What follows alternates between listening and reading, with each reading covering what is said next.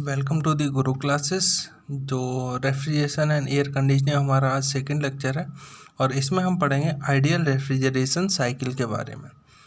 Ideal refrigeration cycle को ही हम reverse Carnot cycle कहते हैं। ठीक, इसमें 4 प्रोसेस होते हैं। इसमें कितने होते हैं? 4 प्रोसेस। 4 प्रोसेस आपका होता है 1 से 2, 2 से 3, 3 से 4, 4 to 1। ठीक, चलो आपको अब बताते हैं 1 से 2 जो प्रोसेस है, प्रोसेस 1 से 2 इस पे क्या होता है कि S1 बराबर S2 एंट्रोपी कांस्टेंट है। तो एंट्रोपी कांस्टेंट होने की वजह से इसे क्या बोलेंगे आप? आइसेंट्रोपिक। ठीक, अब बात करते हैं कि इसमें टेम्परेचर बढ़ रहा है और आइसेंट्रोपिक है तो कंप्रेशन प्रोसेस। तो प्रोसेस 1 से 2 क्या होता है? Isentropic compression. और इसका एक और नाम है, वो है आपका रिवर्सिबल एडियाबैटिक कंप्रेशन। चलो इसको इधर लिख लेंगे, प्रोसेस 2 to 3। प्रोसेस 2 to 3 में देखिए, प्रोसेस 2 to 3 में देखिए कि ये आपका टेम्परेचर है वो कांस्टेंट है। तो टेम्परेचर जब ये कांस्टेंट है तो इसका मतलब क्या है? किसी भी प्रोसेस में जब टेम्परेचर कांस्टेंट रहता है तो उसे हम बोलते हैं आइसोथर्मल। ठीक है, तो सबसे पहले लिख लेते हैं आइसोथर्मल। ठीक, चूँकि एंट्रोपी घट रही है तो इसे हम बोलेंगे हीट रिजेक्शन प्रोसेस। क्या बोलेंगे? Heat rejection process. ठीक, चलो प्रोसेस 3 to 4। प्रोसेस 3 to 4 में जब आप देख रहे हो तो देख रहे हो कि S3 और S4 इसी एक ही पॉइंट पे लाई कर रहे हैं तो एंट्रोपी बराबर है। इसका मतलब क्या है? ये क्या हो गया आपका? आइसेंट्रोपिक।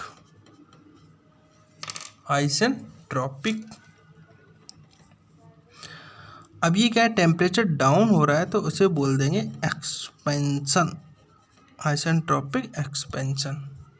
ठीक, और प्रोसेस 4 to 1 में क्या है कि आपकी जो टेम्परेचर है T4 और T1 T लोअर के बराबर है। जब टेम्परेचर बराबर होता है तो उस प्रोसेस को हम बोलते हैं आइसोथर्मल। चूँकि इसमें क्या होता है कि एंट्रोपी बढ़ रही है तो हीट एडिशन।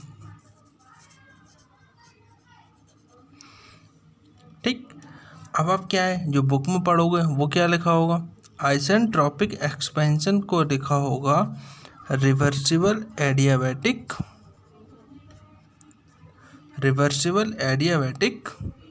एक्सपेंशन। ये दोनों, अब देखो जितने भी प्रोसेस हैं जो रिवर्सिबल एडियाबैटिक एक्सपेंशन होते हैं उनको आप आइसेंट्रोपिक जितने भी सारे के सारे प्रोसेस रिवर्सिबल और एडियाबैटिक एक्सपेंशन प्रोसेस होंगे वो सभी के सभी आइसेंट्रोपिक होंगे। लेकिन ये ज़रूरी नहीं है कि सारे के सारे आइसेंट्रोपिक प्रोसेस रिवर्सिबल एडियाबैटिक हों। ये हम थर्मोडायनेमिक्स में समझेंगे जब हम एंट्रोपी पढ़ेंगे। ठीक है, चलो तो अपना यहाँ पे मेन एम क्या है? मेन एम है अपना COP निकालना। COP desired effect to the work input. ठीक, डिजायर्ड इफेक्ट रेफ्रिजरेशन में क्या होता है? टेम्परेचर को मेंटेन रखना by removing the heat from the system. तो यहाँ पे क्या होगा? Q lower.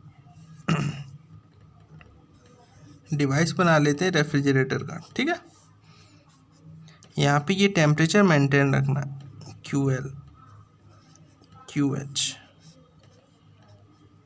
TH। ठीक, वर्क इनपुट। अब शायद आपको समझ में आ जाएगा। देखो नीचे अपन को क्या चाहिए? Q lower minus Q। यहाँ पे क्या चाहिए? Work input. वर्क इनपुट क्या होता है? Q higher minus Q lower. ठीक, क्योंकि जब आप यहाँ पे वो लगाओगे फर्स्ट लॉ तो अंदर आने वाली हीट इक्वल टू बाहर जाने वाली हीट। ठीक, तो यहाँ से वर्क इनपुट क्या आएगा, Q higher minus Q lower. ठीक, चलो ये जो रिजेक्शन है वो हायर टेम्परेचर के करस्पॉन्डिंग है, तो ये इसे क्यू एस लिख देते हैं। ये लोअर टेम्परेचर के करस्पॉन्डिंग है, तो इसे क्यू एल लिख देते हैं।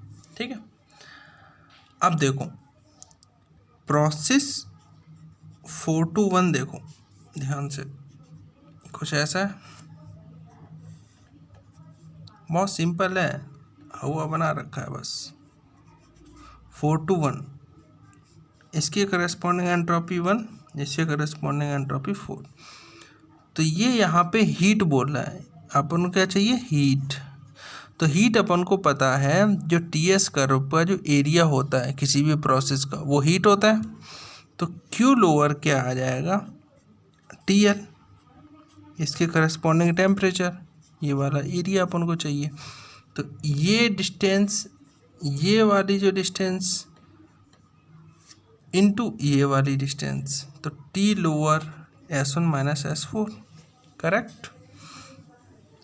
अब देखो प्रोसेस 2 to 3, ठीक, ये प्रोसेस ऐसा है 2 to 3।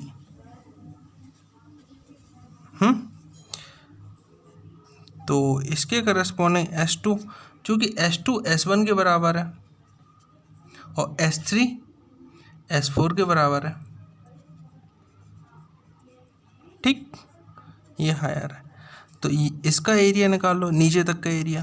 तो Q हायर क्या होगा, T हायर, ठीक, S1 माइनस S4।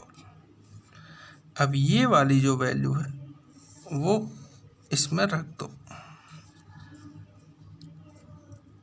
ठीक, तो आपको COP क्या मिलेगा, COP आपको मिलेगा T lower S1 minus S4 divided by T higher S1 minus S4 minus का T lower S1 minus S4। ठीक, अब S1 माइनस S4 ये सब कैंसिल हो गए, तो देखो T lower divided by T higher minus T लो, ओफो यही आ गया, इस पे लगा लो स्टार, ये बहुत इम्पोर्टेंट है। अब देखो बात करते हैं, क्योंकि आप लोग देख रहे हो कि जो COP है, COP इसे आइडियल COP बोलते हैं, इसी COP को आइडियल COP बोलते हैं।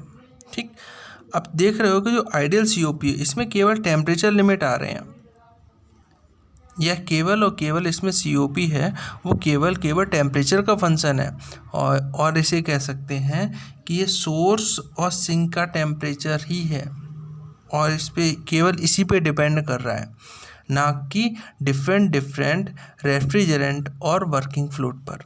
ठीक, तो इसका मतलब क्या है कि अगर सेम टेम्परेचर लिमिट है और वर्किंग फ्लूइड अलग अलग यूज कर रहे हैं, तब भी जो COP निकल के आएगी अलग अलग रेफ्रिजरेटर की, वो सेम ही आएगी। ठीक है, ये यहाँ तक आपको समझ में आया होगा।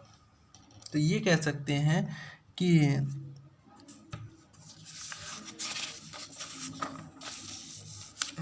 Note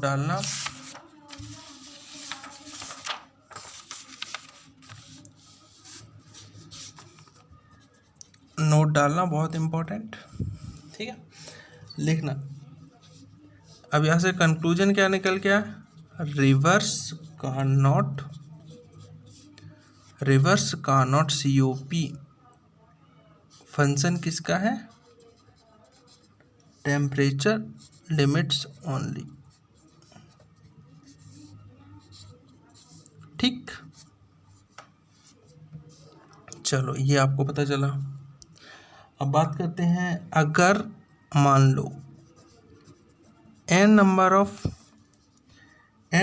of reversible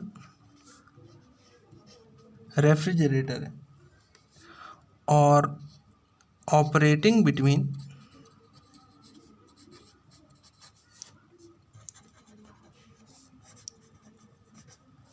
same temperature limit,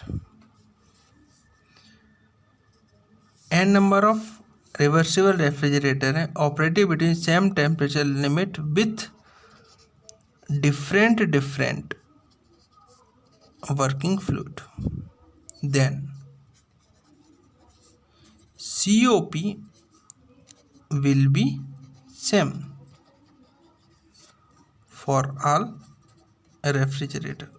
इसका मतलब क्या है कि ये कहना चाह रहा है कि यहाँ से जो कंक्लूजन निकल रहा है, जो COP है वो केवल टेम्परेचर का फंक्शन है, केवल टेम्परेचर लिमिट का फंक्शन है। ये इस बात पे बिल्कुल डिपेंड नहीं करता कि रेफ्रिजरेंट है वो कौन कौन से हैं या वर्किंग फ्लूइड है कौन कौन से हैं। ठीक,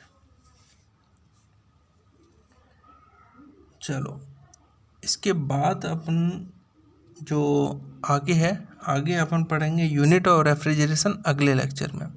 अगर आपको वीडियो पसंद आया हो तो लाइक करें, शेयर करें और सब्सक्राइब करें। आपको मैं कंटिन्यूअसली ऐसे छोटे छोटे वीडियो बना करके पूरा कोर्स कवर